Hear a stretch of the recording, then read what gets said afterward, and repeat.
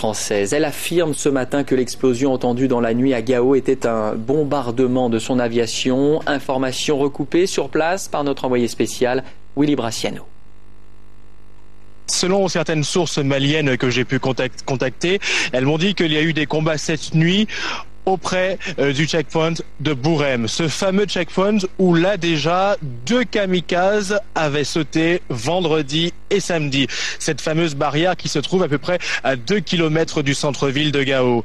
Alors, au cours de cette nuit, vers 1h30, j'ai entendu 2 explosions et les militaires m'ont dit que ces explosions en fait étaient dues à des tirs qu'ils avaient demandé à leurs hommes de procéder afin d'éclairer la zone de combat. Car les assaillants qui essayaient de rentrer vers Gao, ils voulaient les voir pour pouvoir combattre ces assaillants. Donc ces 2 tirs vers 1h30 locale, je les ai entendus et effectivement on a vu une grande lumière dans le ciel. Alors ça, ce sont les militaires qui me l'ont confirmé. Et puis, vous parliez également d'une explosion entendue à l'aube à Gao. Alors, cette information, moi, je ne vous la confirme pas parce que les militaires en question m'ont dit qu'il n'y a pas eu du tout d'explosion à l'aube ici à Gao.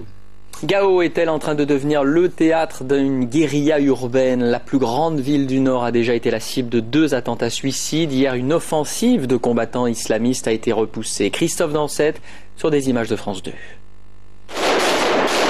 Dimanche, dans le centre de Gao.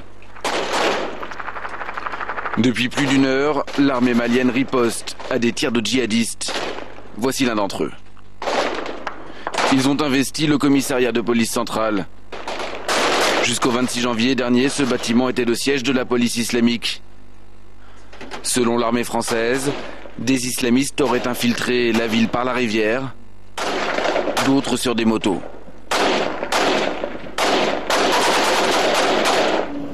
Les habitants, eux, sont cloîtrés chez eux. Au bout de plusieurs heures, des soldats français arrivent en renfort. Très vite, à leur tour, ils sont pris à partie par les islamistes. Protégez-vous, apparemment ici qui sont tirés. Protégez-vous, il y a peut-être un hélicoptère qui va tirer. L'intervention d'hélicoptères est obligatoire pour déloger les rebelles qui lancent des grenades à partir de toits. L'attaque est revendiquée par le Moudjahou, l'un des groupes djihadistes au Mali, lié à Al-Qaïda au Maghreb islamique. Vendredi et samedi déjà, ces combattants ont commis des attentats suicides dans la région de Gao, les premiers du genre. Pour le ministre français des Affaires étrangères, ce n'est pas une surprise. Personne ne pouvait imaginer qu'en un mois, un pays dont la partie nord était entièrement contrôlée par les terroristes deviendrait un havre de paix. Il faut être raisonnable.